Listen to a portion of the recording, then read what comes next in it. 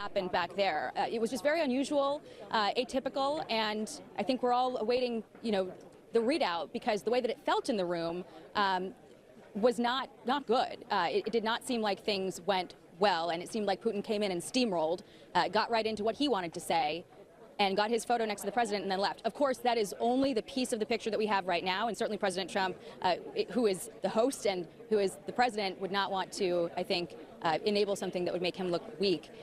But we are eagerly awaiting to hear the background on that. And I will also note that we didn't see any sort of scowls on the faces of the likes of Steve Witkoff or Secretary Rubio or any of the other members of the U.S. delegation. And I think had it been concerning, we might have seen something there. But just to paint the picture for you of in the room, how it felt, what we're wondering about, what we need to know to put the pieces together and fully understand what we all just witnessed. Yeah. The highly anticipated meeting between President Donald Trump and Russian President Vladimir Putin in Anchorage, Alaska, ended with more drama than diplomacy.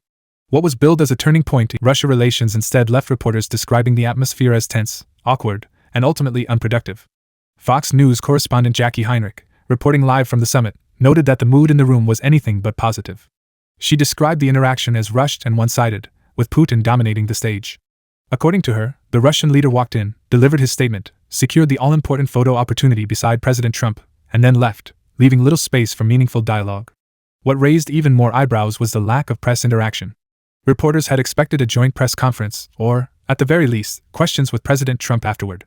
Instead, both leaders offered short remarks and walked out. This unusual move left the press corps, and international observers, wondering what had really been accomplished behind closed doors. In terms of substance, the meeting produced no major breakthroughs. Trump himself admitted that there's no deal until there's a deal, signaling that talks on Ukraine remained stalled. Despite hopes for progress toward a ceasefire, there were no firm commitments from either side. Analysts such as former National Security Advisor John Bolton argued that Putin walked away as the clear winner, having secured the optics of leadership without offering concessions. The symbolism of the encounter was just as telling. Putin spoke first, in Russian, on U.S. soil, while Trump remained largely silent, declining to engage with the press. For many critics, this was a reversal of diplomatic norms, with Russia's leader appearing in command of the stage. In the end, the summit left behind more questions than answers. While the images of Trump and Putin together may dominate headlines, the lack of concrete results underscores the difficulty of finding common ground on Ukraine-Russia relations. For now, the biggest takeaway is not a peace deal, but the perception that Putin seized the moment, while Trump struggled to control it.